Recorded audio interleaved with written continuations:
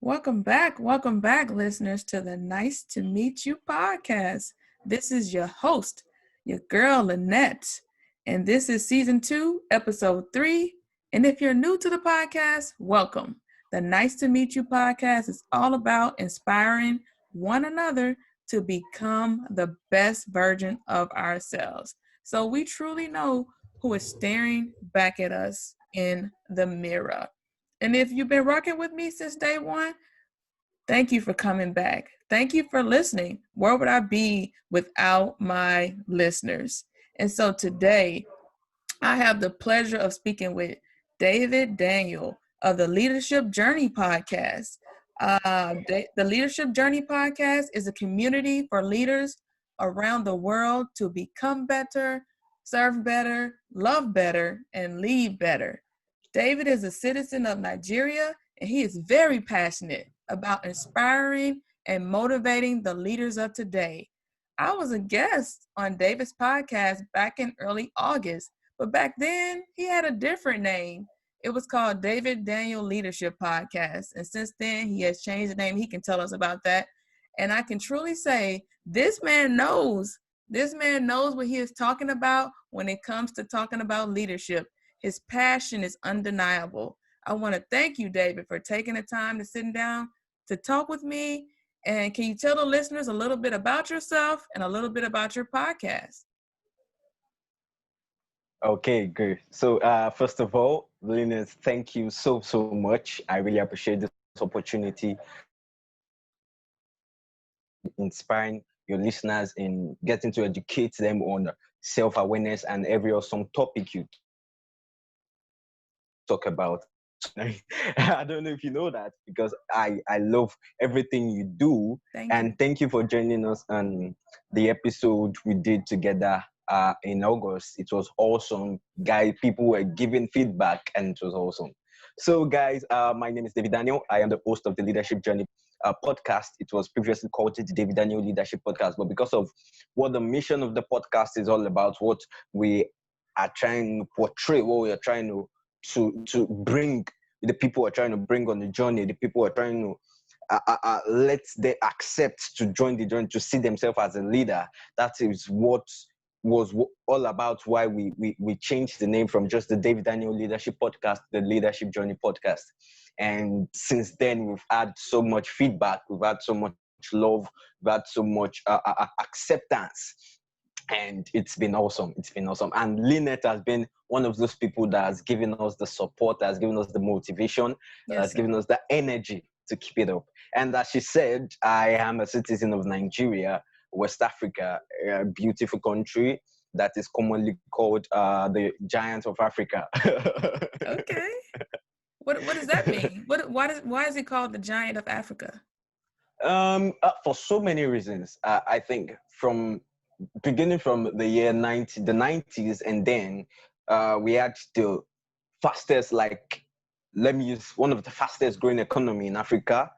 We are one of the most populated Black nation in the world. Okay. And we most of the developments, like civil developments, started from Nigeria, then other countries. So when you want to come to Africa, you first of all have to know, it's not compulsory, but that was like the picture.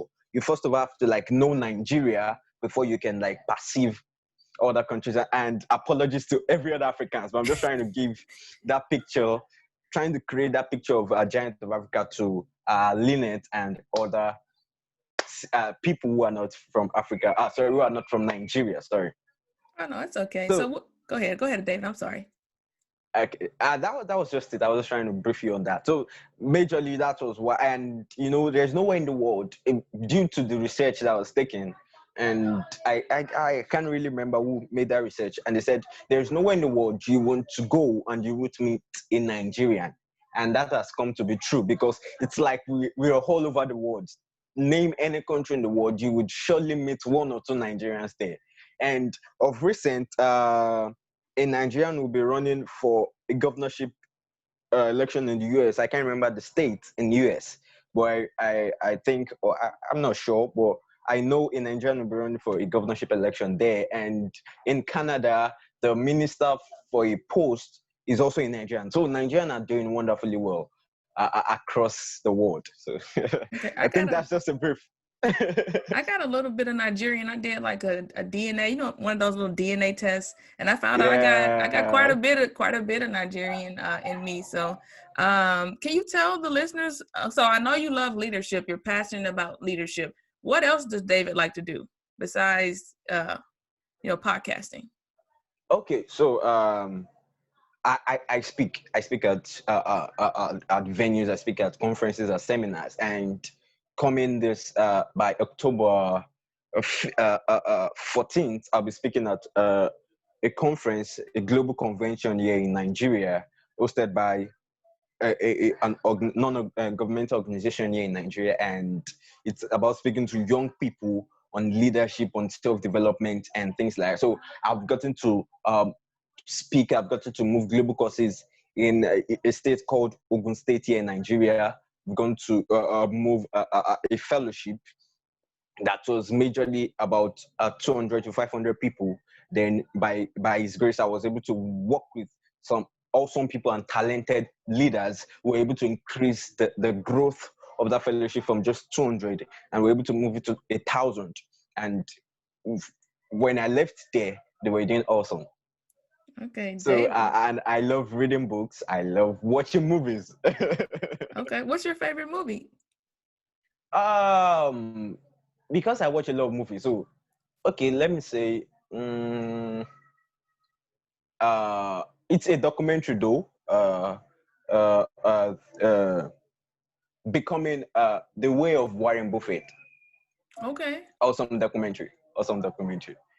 And for TV shows right now, I think The Good Doctor. The Good Doctor. Is that he has the autism. autistic doctor. Yeah, okay. I haven't caught that one, but I think it'll be good. Okay. So getting into yeah, thank you for sharing, David. So it's my pleasure. According to the Webster Dictionary, leader is defined as a powerful person who controls or influences what other people do. A person who leads a group, organization, or country. Do you agree with this definition, or what is David's definition of a leader? Okay, so first of all, that is awesome, but I think now there's been it's not more just a traditional way of leading. We are now in the 21st century. There has been a refined way of leadership. It's not just in the 80s and 70s. It was about you commanding. It was about you just bossing around people. But now it is about you showing love. It is about you inspiring someone. So for me, a leader is a person who has the capacity to influence someone in order to help you do more than what you think you can do. Okay. That is someone who can that can inspire you to do more than what you normally by yourself you can do it. But the person inspired you, worked with you, developed you, and you're able to do more than what you even think you yourself can do. That's the person who I call a leader. That's amazing. So it's kind of like you help that person see what is already inside of them. So it's like you see it and then you kind of help them polish it, kind of help them be better and bring it to light. So how did you get that quality? Have you always been that way, or how did you come about knowing how to do that? Okay, so when I okay, let me start like this. When I started growing up, my dad was an awesome leader, great leader, and he loves reading books. He loves working with people, and people around him and people beyond his geographical location love to call him a leader. Whenever we just get to a book launch and people, when they try to qualify him or they try to introduce him, one word they do not miss out of when they try to introduce him is they call him a leader. And because my dad has been that person, so he has always wanted us to be the best of which we can be while we were growing up. So he educates us. Even then, I really didn't know what a leader is. I really didn't even put my mind on that. And I think I've shared a little bit of my story with you, Lynette. And so my life wasn't the best of which it was as at then. But because of my dad, I was just following him, and it would teach us these things, let us know these things, but I wasn't accepting it then. Then when I got to high school, and somehow I would find my people would be appointing me to do things. Okay. Like I could stay somewhere and people would just say, it is you, want you to lead this group. You are the one who wants you to take over this task. We want you to lead this set of people. And then I was bad. I would run away from those tasks. I would run away from those responsibility. I didn't know that it was what was in me that I was given the advantage to act on, to develop, to showcase. But then I didn't know it. I didn't accept it. So I was just running away from responsibilities. I was running away from tasks. I was running away from the ability to serve people. Not until when I got out of high school, years back, and I said, okay, what do I want to do with my life? What is this thing I want to do? What is this thing I want people to know me for? And then, because I had a lot of time, because I just got out of school at that time, and I was like, okay, what is this thing? I started reading. I started consulting. I started looking for mentors. I started looking, especially my dad. So as I then, and do not forget, I told you he was trying to teach us, he was trying to develop us. So as I then, he was able to find out, okay, this guy is going on the right path. He's trying to find himself. He's trying to know his path in this world. So he helped me sharpen that potential. He helped me sharpen that quality I had. So it was there every time. It was like, okay, wow, I've seen I've seen this path you're going on. Okay, I need to help you sharpen up this path. So as I then, he started giving me John Maxwell book. He started giving me Craig Rochelle books to read. Started giving Sam Adeyemi's book. That's a leadership speaker also in Africa. Yeah, he has spoken at the Global Leadership Summit in Chicago, in America. So he is a global sensation. He's an awesome leader. So I started reading those guys' books. I started reading books by Napoleon Hill. I started reading books by Zig Ziglar. I started reading books by Dale Carnegie. Awesome people. I started reading their books. So I sat then, and those books, most of them were all about self-development, all about self-awareness, all about leadership, self-growth, and things like that. So when I started that, I started seeing myself connecting to those things. I started seeing myself connecting to serving people, about reading leadership, about knowing more about leadership, about knowing more about service, about knowing more about love, because that is why that's the definition I gave about when I said the ability to influence. For you to influence, you have to love someone. Yes. You have to be able to serve them. You have to be able to accept them. You have to be able to show them love, show them respect. So that is why I said the word of leadership is now redefined. It is now in more of, it has evolved. It has shifted from just bossing people around, but for you showing love, from you supporting and serving people. So just, it's been my dad all through, being able to sharpen me, and me being able to have the willingness to grow, having the willingness to improve, having the willingness to know more. And since then, I've known where I want to be. I know where I want to get to. I know what I want to achieve. I know where I am good at. And thank God. And I shared with you some months ago that was what I resulted into the podcast, because when I knew where I am, I knew what I want to do. I was like, okay, how can I influence people beyond my reach? How can I influence people beyond my circle? Then I encountered the Podbean app. I started with the Podbean app, and from the Podbean app, I was somehow connected to the Anchor app.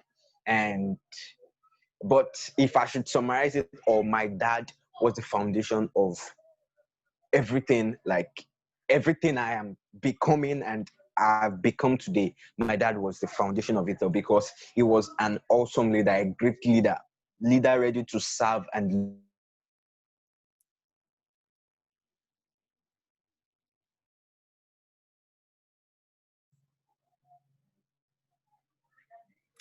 Yeah, man, you speaking about your dad, and is you sound very passionate about that. So it makes me think that some kids out here don't have that, don't have anyone to look at them and say, I see this in you, and to help them kind of guide them in the right direction. So do you feel like you would be where you are today if it wasn't for your dad?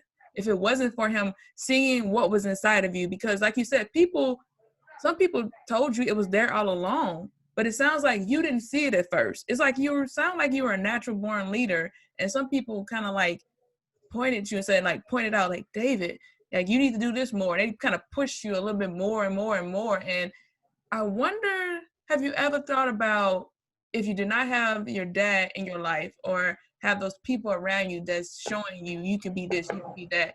Do you feel like you would be where you are today? Okay, awesome, awesome. Let me put it like this. If I haven't had my dad, I think it would have taken a longer time for me to discover who I am. It would have, I may have be at the age of 40, 50 before I can discover who I am. But now being this age 18, 19, 20, and I was able to discover this early. Like I was being able to discover it at a teenage age, being able to discover that with the help of my dad, especially. So the difference was that I was able to, he was able to help me discover that early. But I think without my dad, I would have discovered that late, like so late, so late. Yeah, so I feel like we need what you're doing, the podcast that you're doing, you're helping people see that. You're being kind of like your dad to these people, not a dad to them, but you're seeing what is in them that they don't see in themselves. And you're saying like you have this quality, you have this quality if you do this, if you change this, if you kind of push yourself even further. And so you're giving back what was given to you, and that's awesome. Like like you said, you increase your capacity, you're reaching more people, you're impacting more people, and that's awesome, David. And so, looking at the leaders of today, if you had to say one was good and one was bad, who would be your good leader? Who would you look to say that they're a good leader? And who would you look to and say, man, that's kind of like he or she needs to work on something. So who would you pick? Who is your best leader, quote unquote, and a not so good leader, like a bad leader? Okay. That wow, that's an awesome question. Okay, for the bad lead, I think I would have to think deep on that.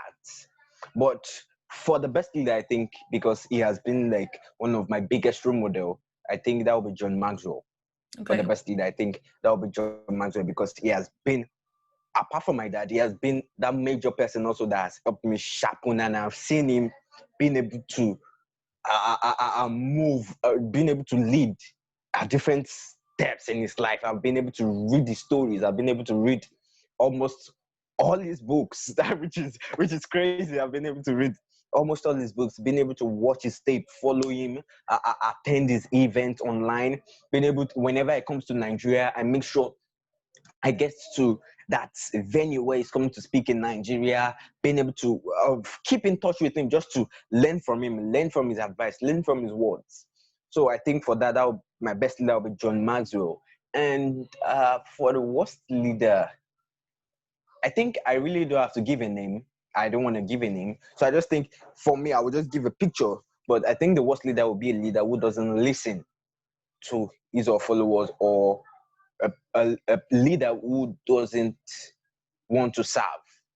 Because mind you, I do say this, everyone is a leader, and I took that from John Maxwell. Everyone is a leader. It's so that we all get to, just like everyone has a potential, but not everyone gets to use that potential. Okay. That is how I see What what leadership. So what do you mean about okay, that? go So on. what do you mean by everyone doesn't get to use that potential? Can you kind of go further in depth on that?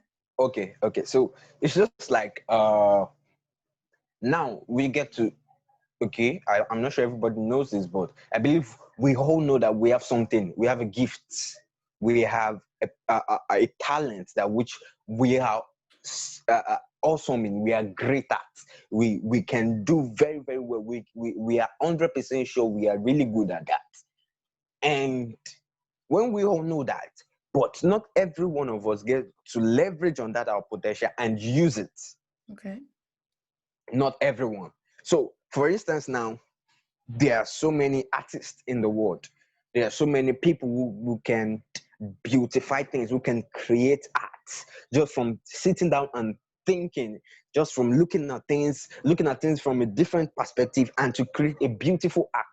But not everyone is the Leonardo da Vinci, the other awesome artists we have in the world, from the Femi Adegbure we have in Nigeria, from also other awesome artists. But not everyone gets to develop into that. Not everyone gets to accept that. Not everyone gets to become that artist. Not everyone gets to sharpen their talents, their potential to become that. So that is why you see so many people on the roadside, or you just meeting someone by the canteen or a food store, and this, you get to just meet with this person for like 3-4 hours, or for the first time, and you were able to meet again after some times, and you said, I never knew you had that. And person tell you, oh no, that's nothing, I just do that for fun. Now when you tell the person, why don't you do that and try to make money from it, or try to increase your influence and try to develop your talent, they'll tell you, oh, no, I'm scared, or no, I don't want to do that. That is because they've not sharpened their talent. They are scared. They don't want to accept that talent. So that is how it is for leadership. Because, and this will take us back to how leadership was designed in the 80s, 70s, and 60s. Then it was about you bossing people around, about you commanding people to do this without them even trying to without you trying to accept their own opinion of that thing you're commanding them to do. So that is why so many people, when you tell them that you are a leader, they'll tell you, no, no, no, I don't want to be a leader, because they think being a leader is you being wicked, you being bossing people around. And funny enough, I was reading this book by John Maxwell, The Leadership, awesome book. I think he released it earlier this year, and the book was awesome, interesting book. And I got to a point, I was reading about this book, and John Maxwell was talking about why so many people do not get to accept who they are. They don't get to accept that talent who they are, and when they don't get to accept themselves, they get to lead people differently. They get to lead people in a sort of negative way. Okay. Mind you, they may not want to lead people that way, but because of they've not accepted who they are, they've not accepted the people, the person they are becoming, so they won't accept other people for who they are. They won't lead people the way they are supposed to lead people. That is why we have this sort of bad leaders or negative leaders.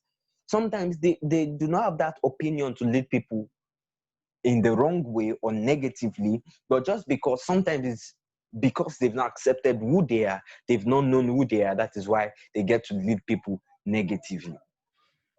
Man, that's a lot. So, just to summarize it, for me, a bad leader is a leader who doesn't listen, who doesn't want to serve, who doesn't want to influence. That is who a bad leader is. And so you speaking about people that meeting people in stores, meeting people just throughout life, and sometimes they don't recognize their potential. And a good leader will pull that out of you. And sometimes I feel like people may lead this life and they'll regret and say that I wish I would have done this, I wish I would have done that. And it's like they just didn't get the opportunity. And sometimes we can see it within ourselves. Sometimes we can see our own potential, but some of us need that nudge. Some of us need someone to say, I see this, I see that. And I hate that some people, just circumstances, I don't know, sometimes you weren't given the same opportunities as other people, but I just hate that some people will never know their potential. And that bothers me, that some people are so great, have so much greatness inside of it. Because I feel like God gave us everything we need to succeed, because each of us has a gift to bring to the world. And when we don't use that gift, someone is missing out. like I said, I always say that someone is waiting to meet you.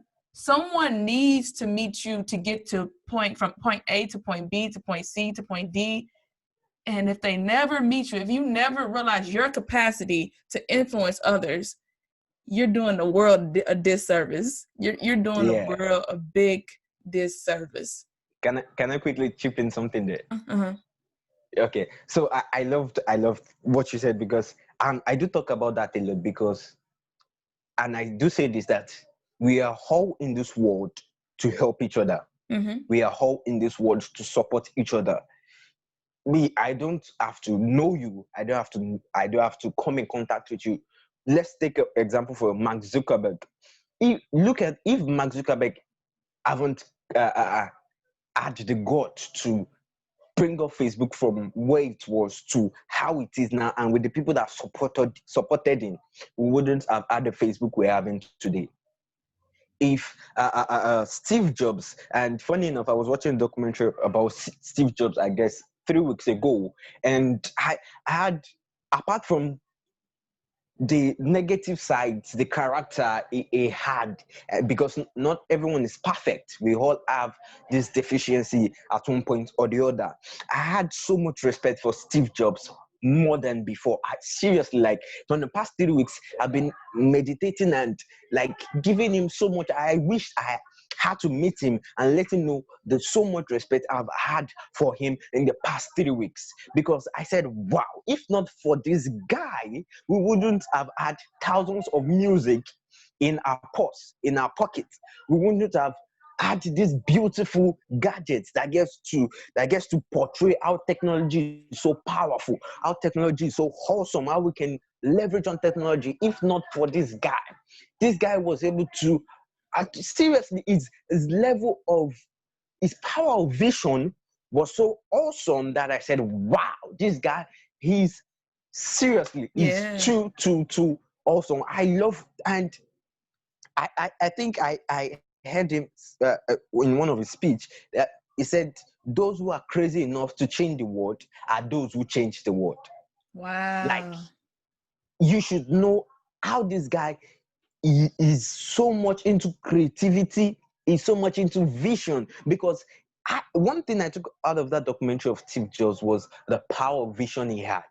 Like, if you've watched the documentary, he was talking to his daughter Lisa at one place where they just tried to settle their conflict, and he was looking at her listening to a music, and he said, oh, I'm going to put 1,000 songs in your pocket. I was like, wow. He never thought of that. But from him just looking at his daughter at that moment and just being able to see, and that is what vision is about. I'm sorry, I'm just trying you're okay. Match it up with what you're trying to say. So, and that's what vision is about. You being able to see things not just the way they are, not just the way they are present, but the way they could be.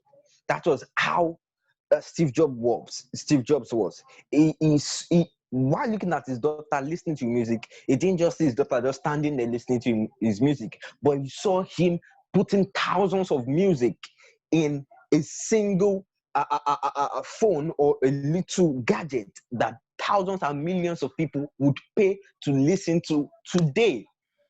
That was awesome.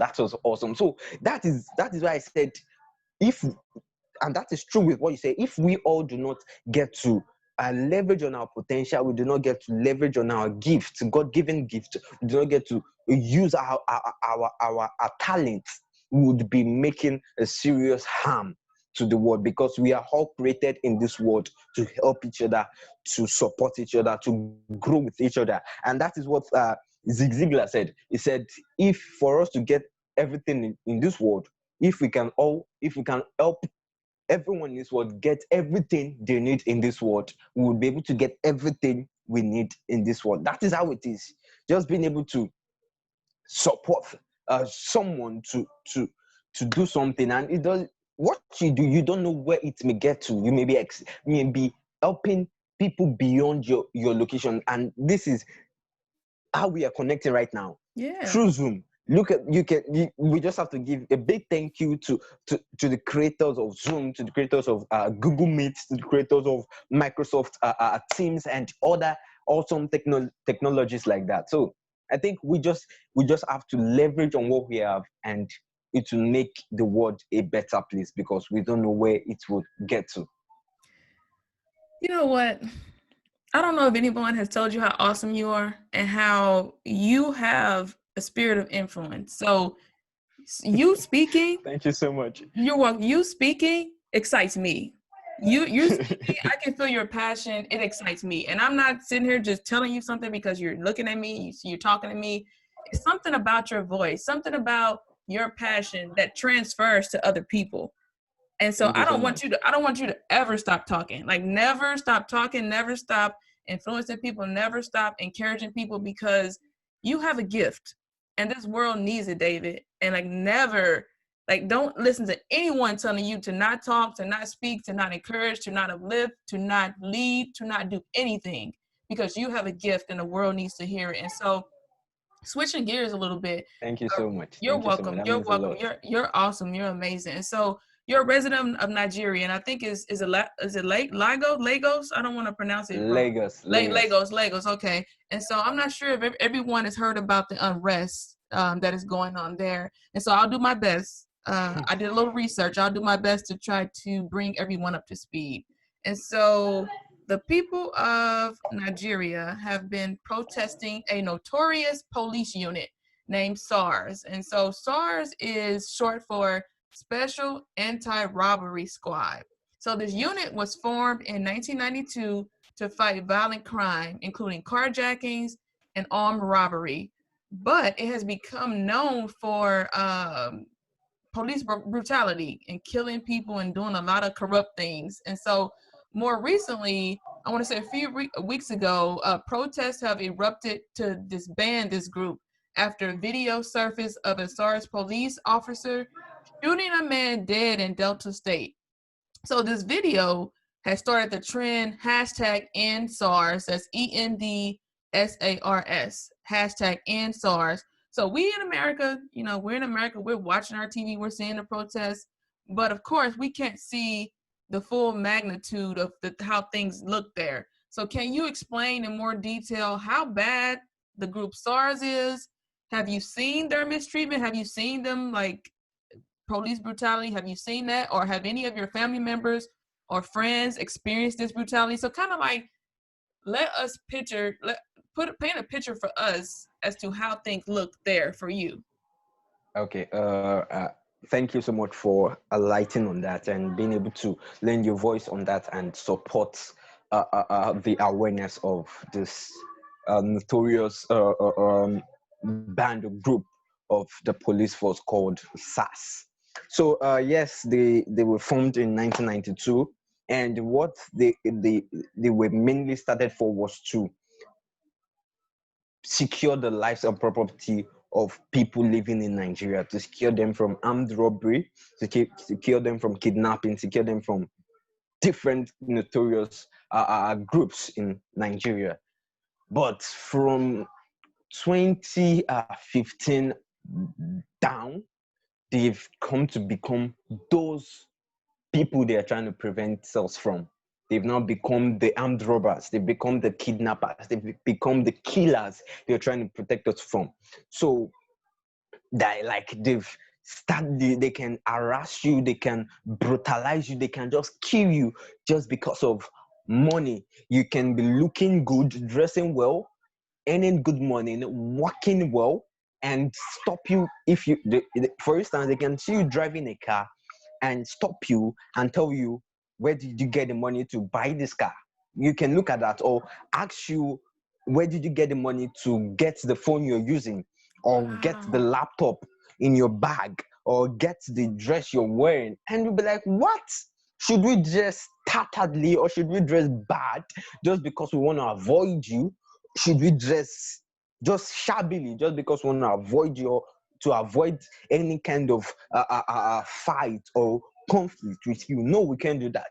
But they've become, to the extent that whenever you don't have the money, they can shoot you on site and dump your body elsewhere, or they can arrest you, take you to the police station, lock you up without writing a statement, without allowing you to call your lawyer, without allowing you to call your family. They would seize your phone, just doing all manners of things that it is against your human rights as a person. So, and this has been going on since 2015, that is, as I said, and Nigerians have been coming out against this special anti-robbery squad since 2017, raising their voice, especially online, on Twitter especially, to say, you guys need to ban this group, you guys need to lock them down. But our government, and that is one thing about failed leadership, when the leadership has failed, you get to fail the people you're leading. Yeah. But I'll come to that as soon as possible. So we've tried reporting to our leaders, tried reporting to their own leaders, the people in charge of the Special Anti-Robbery Squad. We've tried reporting to the IGP. We've tried reporting to the Commissioner of Police, reporting to the governor, but it's like nothing is happening. They would come out and say they've disbanded the group, but after like 3-6 months, these guys will be out back. 2017 that happened, 2018 that happened, 2019 that happened, 2020 when we came out to protest again, this same thing happened. Like, we are fed up, we are tired of you killing our people, you harassing us. Like, let me give you an instance. You just moving on the way, you can't go to the bar or go out in the night like around after 10 and coming back without you being a peace of mind that these guys won't like cross you up and harass you.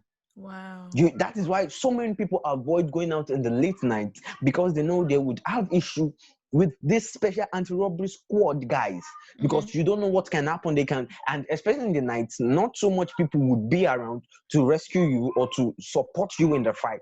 They can just shoot you and leave you down there and move on. No one will know what happened. No one will be able to find out. So that is why we came out in this 2020. If we've been tired of protesting online, and thanks to these awesome musicians, that is Fowls, and that is majorly a lawyer, but he's a rapper in Nigeria. His name is Falano. That's his name. Femi Falano. So stuff like that. So he tweeted on his page, and he said, okay, if you're tired of these guys brutalizing us, killing us, and harassing us, I would like for you to join me in a protest that I'll be doing on a so date. I think that was 2nd of October or something like that. He tweeted that on his page. And the other guy, Runtown, also a musician in Nigeria, yeah, awesome guys, and they were amazed by the crowds that came out. To their own reports, they said they were expecting around 100 to 200 people, but when they saw people coming, that said tens of thousands coming out just by them tweeting this, so they were surprised by, wow, that means people are ready to come out, but they just need a push. That is one thing of a leader. They just need a leader to give them that push. They need a leader to inspire them to come out. So they were surprised that, wow, that means we are all fed up by how these guys harass us, by how these guys get to brutalize us, get to violate our human rights. And we've been protesting for almost 2 weeks, 2 going to 3 weeks, and very bad, disgusting, and a bad character happened on this Tuesday that just passed.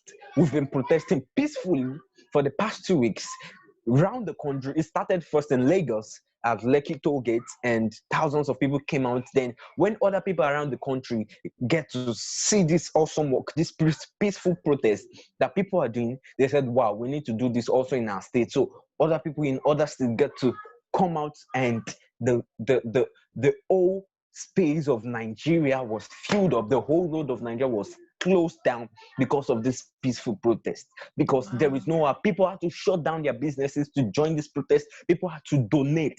Like, millions of naira was donated to this protest. People would sleep at the protest ground. People would be fed at the protest ground. People would eat at the protest ground, would sleep there, just to show their passion for this, just to show they are bothered about this special anti-robbery squad. They are bothered about, because no one knows who is next. No one knows who is to be shot next. No one knows who is to be harassed next. So that is why everyone came out and said, no, we need you to end this.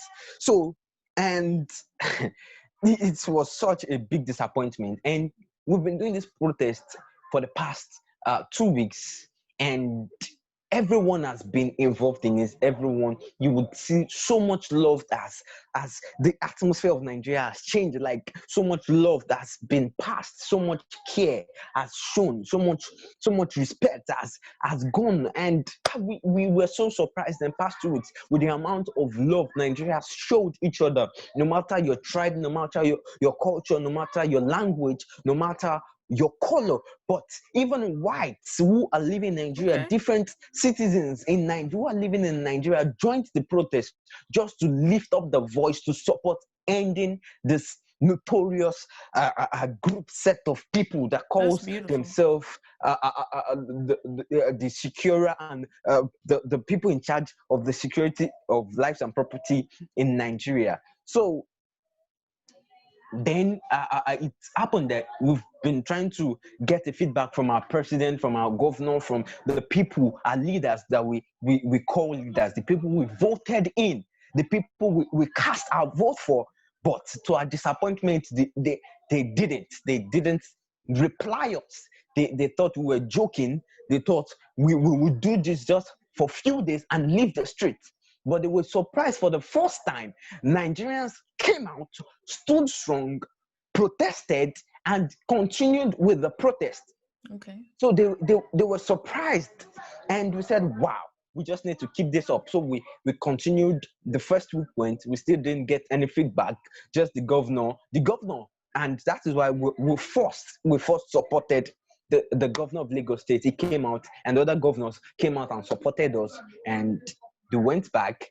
But we wanted the president to address this issue. We didn't just want them to disband and start up. And the most annoying part is they disbanded this group, and like they called them SWAT the next time we heard. Like, this is you. It's like a child stealing, Moses stealing something. And they said, oh, Moses, for you to stop stealing, I change your name from Moses, I change your name to Samuel. What is that? Like, what? Who does that? Why would you just rename? It's like you renaming a certain notorious group and telling them they are now like free. They are now sanctified. So it's the same group. It's the SARS group changed to the name SWAT, right? Yes, SWAT. It's the same people, right? Same people. And you told us, we were like, what? This is not what we want. We want you to end these guys. And while we were doing that, we're also not talking about the SARS guy, but the whole police brutality. And at the same time, we're also fighting for the police themselves. We wanted them to increase the salaries of this police force, because we understood that why they were trying to extort us for money was because their salaries were nothing to talk about. Their salaries were nothing to take care of. So we said, okay, in order to end these people, you also have to give a mental check. You have to do a mental evaluation for them. Make sure they go through the test, and you increase their salary, and make sure they do not get to undo that force again. You end that force forever and try to set up a new group of people who would be able to adhere to the rules and regulation, and give them a leader who is responsible, who would be able to lead them and take responsibility. That is what we asked for. To cut the long story short, then we've been fighting for that for the past 2 weeks. Then something horrible happened on Tuesday. That is this last Tuesday. Protesters were protesting peacefully for the past 2 weeks. Mm-hmm. And certainly the governor of Lagos State came out and said there would be a curfew. What? Wow. During a peaceful protest, you came out and said, and when did you come out to say that there will be a curfew? You came out around 12 p.m. announcing there will be a curfew by 4 p.m. Wow. How would we be able to get home Yeah. between those that are staying far or working far? How do you want them to get from their office or workplace from between 12 to 4 p.m.? Yeah. So that was like, we noticed that was a way of them shutting us up. Yeah. That was a way of them keeping us down, silencing our voice. And we said, no, we would not move away from this protest ground until our voice are heard, until our demands are met. And we laid down a 5 demands for the federal government to adhere to follow. And still we haven't gotten the total for them to adhere to that 5 demands. Then we said, no, we would not leave this protest ground. Oh my God. Not until 6 p.m. in the night, something horrible in the history of Nigeria happened. And this is it. The Nigerian government, oh my God, told the army to release fire on peaceful protesters. Like, people holding the Nigerian Oh flag my were God. shot to death. People Dead in protesting, the street? standing on their own, dead in the streets at Lekki Toll Gate, were shot to death, were injured, were beaten, were brutalized just by, and you sent the Nigerian army to do that. Wow. Like, what is that? What is that? And you that said was the governor sent these people. The president, that is the The federal president. government, Okay, the sent president. these people to do this. And they've come out now, after all this happened, everyone has come out now to deny that no one sent this army, this military man. The governor denied he did not send the military man. The president also addressed the nation in a 10-minute speech oh God, and still did not even recognize the fact that this thing happened in a 10-minute speech. Oh my God. And he didn't even mention it. So you say he didn't even mention what happened. He talked for 10 minutes and didn't even talk about it. He didn't talk about the fact that the military men came there. Okay. He addressed the fact that people died. He said he mourned with those that were dead, but we needed answer. Who sent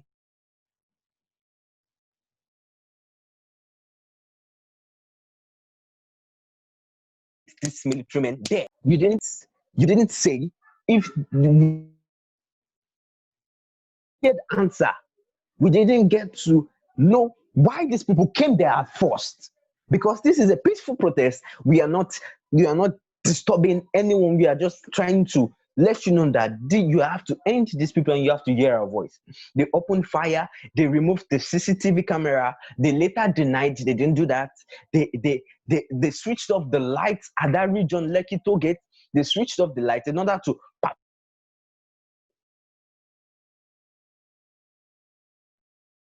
perpetrate this evil acts they did. They switched off the lights, took off the CCTV camera, and shot people dead. As in, shot people dead, injured. Oh my God. Numerous people died, numerous people injured with the Nigerian flag. With the Nigerian flag, people died. And God, there is a lady which I need to give a big shout out to. This lady, we hold nationwide, we got to respect her so much. She had the boldness.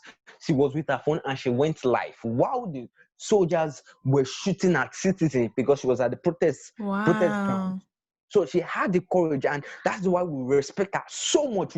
Everyone was like, wow, that was a brave move. That was because you can't do that if you are not courageous. You can't do that if you are not bold. You trying to go live in a mascara, you trying to go live while they are shooting at people. And she went live, like thousands of people. Even Sean King was on the live video. International journalist was on the live video trying to tell us that he wants to speak with her, but she wasn't able to accept every request, every live request. Even CNN was trying to connect with her. She wasn't able to. People from different parts of the world was watching that live video at that moment. So we were like, what? People died right in front of us watching the live video. People died. And we're like, wow. Some of them were trying. Oh my God. Some of them were trying to just come out and protest because they know they have children at home. They're trying to make the Nigeria a better place. They don't want, because they don't know who is next. They don't want the horrible thing that's happened to other people to happen to their children. They don't want it to happen to their friends. They don't want it to happen to their fathers or mothers or brothers or sisters. That is why they came out to protest, but they died. They died right there, holding the Nigerian flag. They died. God, they died. That is why I am seriously, I've been destabilized since that Tuesday. And like, what is this? Who does this to its citizens? Who does this to those who voted you in? No one does that to people that voted you into office. They voted you in for you to represent them, for you to protect them, for you to listen to their voice. Whenever they cry to you, whenever they need your attention, they needed you to just listen to them. And that is what everyone is saying. If the government had listened to our voice, nothing like this would have happened. Lives wouldn't have been lost like this. And because of this, Nigerians youth have been angry, which resulted into destruction of facilities, burning down of offices, of companies around the country, which has resulted into businesses just going down just because of this peaceful protest and the inability for our leaders to handle this maturely, for our leaders to handle this with so much calmness and opening up their ears. Man, thank you, David. You broke that down. So, like I said, I'm all thousands of miles away, and now I can picture what's going on. I'm sorry. I know that probably doesn't do much, but I'm sorry that you all are going through that. But it sounds like you all have become a stronger community. And sometimes things are a blessing and a curse. And I know it's hard to see the blessing in it, but it sounds like it has brought you all closer together. And I hate that leadership. It sounds like leadership has failed you all. And I hope that they're seriously reflecting and they see what's going on and someone is seriously thinking about making some changes. I do hope that, I don't even have the words to express that the government, like you said, I think you said the president, that sent these people to shoot peaceful protesting, and we have a right to use our voices, and that's what people were doing peacefully, and you would turn it around and shoot your own citizens. I can't even. I don't understand. I can't even put it into words, and I hate that you all. And I thank you for shedding light on this, and everyone will hear this, and we're praying for you all here in America. And I hope you all feel our energy and our positivity, and we're thinking about you all. You're our brothers and our sisters. We may be thousands of miles away, but like you said, leadership is about love. It's not about bossing people around, and you have to lead by example. It doesn't sound like your leaders over there are leading by example. That's not a good example to set for the little babies, the little kids that are coming up, and people are out there sacrificing their lives because so their kids can have a better life and not be attacked by this random force and SARS and now SWAT. And then it's just crazy. And so to wrap it up, before we wrap it up, I don't know if you're aware of the election over in the U.S., the United States. Have you been following that? Yeah. Okay. So leaders. I joined in watching the presidential debate yesterday. Okay. Wow. So how do you so we got Joe Biden and we got Donald Trump, and just really quick, how do you feel about the election over here? What are your thoughts about Joe Biden? What are your thoughts about Donald Trump? Okay, now I would want everyone to keep my political perspective out of yours and just accept me for who I am. So now, this is for me. I love both of them. I love Donald Trump and I love Joe Biden. And I get to understand their perspective. I get to understand in the place both of them are coming from. I have known Donald Trump for like forever. Like for forever. I've known him. I've read his books. I've been able to understand the story. I've known him for who he is business-wise. And when he was first elected, I loved him. I was like, wow, this is awesome. Donald Trump was elected and stuff like that. But due to how we've seen the journey, I'm not here to blame anyone or to try to beat up any political view. But for me, I just think right now, I think the American people would be the one to decide who would lead them in the next 4 years. And one thing I would like to just highlight here is we should not just look at the negative side of each persons, of each candidate, because both of them have done awesome. They've done great. And this is what leadership is about. Because both, as I said earlier, everyone, no one is perfect. We all have our deficiencies. We all have where we are bad at. We all have where it can be in communicating with people. It can be in getting to show sympathy for someone and things like that. But we should all look at the positive side.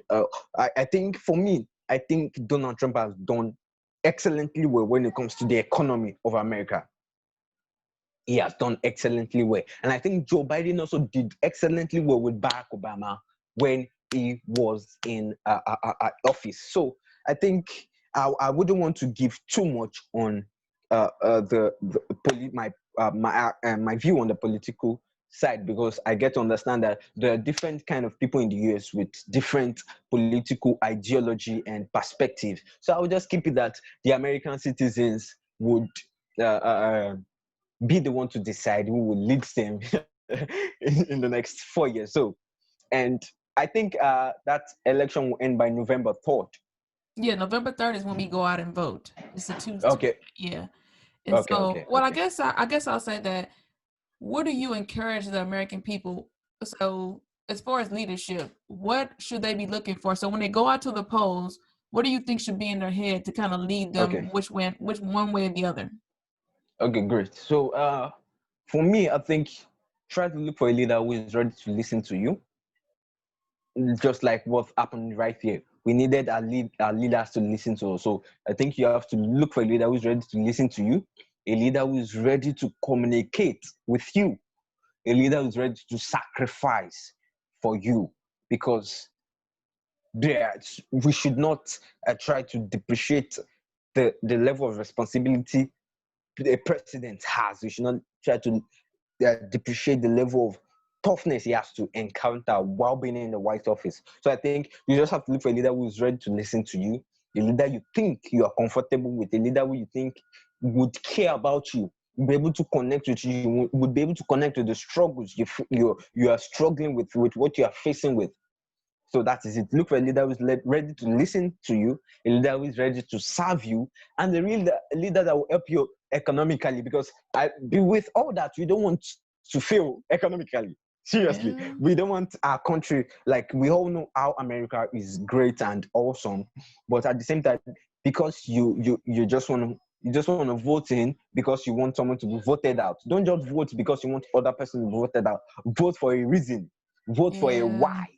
Vote for something that affects you and affects other people. And that's one thing I myself and Yo-Yo White, spoke on last episode for the season on decision making. Because right now Americans are given, they are now with the power. American citizens are with the power. They are with the rights. They are with they are the one to make decisions right now. So you want to make decisions that will affect you, that will affect people around you, and that will affect your economic, your country economy. Sorry.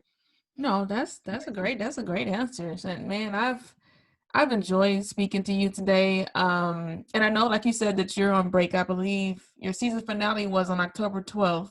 So, Yeah. Yeah. so you all have the opportunity now to go back and listen to season one. Catch up on David season one, because he'll be back soon, and I'll let him talk about that. But before you let everyone know how to contact you on social media, can you leave some advice for people that are thinking about being a leader, kind of give them some advice in what direction to go, and then tell us how we can keep in contact with you on social media, and when should we be looking for the new season?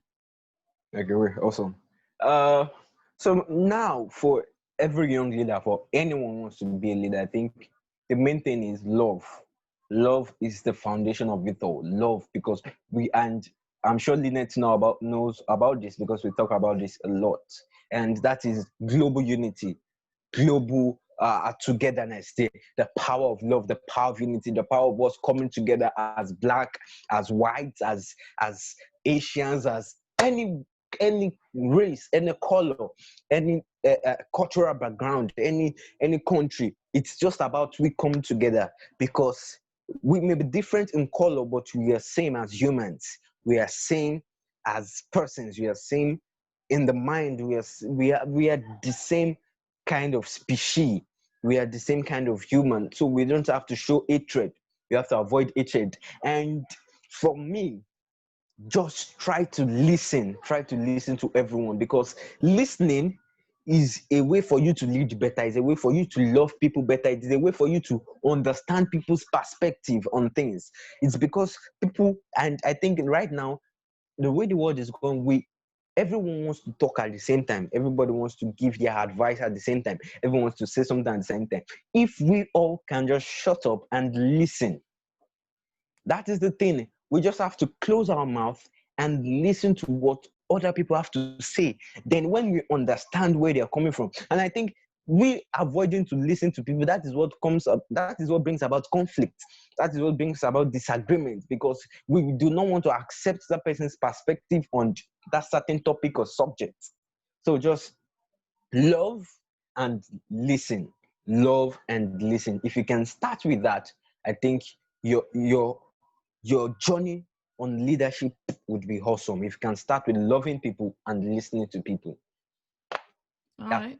That is it. And for you to connect with us, right now we are on Instagram. We are actively on Instagram and on Twitter, but majorly on Instagram. So you can follow us on Instagram at the Leadership Journey Podcast, and you can follow me at the David Daniel on Instagram also, and on Twitter, the Leadership Journey Podcast, and at the David Daniel on Twitter. So I think by second season, we should be able to set up our YouTube page and be able to post well and consistently. And that is it. So thank you so much, Lynette. And I just want to say thank you so much for the support. I really, really appreciate it. And I love that. I think that is something I love a lot, that whenever I get to have a guest, it's not that our relationship does not just end on you being able to appear as a guest on my show, on our show, but being able to continue that relationship. And I think we've been able to do that together. We try to check out on each other when we have to. And I was glad you were able to check out on me anytime. And thank you so much for the support. Thank you so much for the support.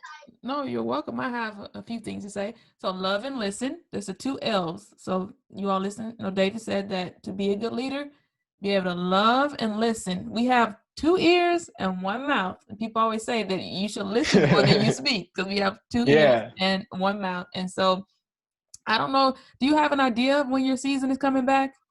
Do you have an idea? Okay. I wouldn't want to disclose that right now. Okay. But because we're trying to organize, we've started recording for the next season.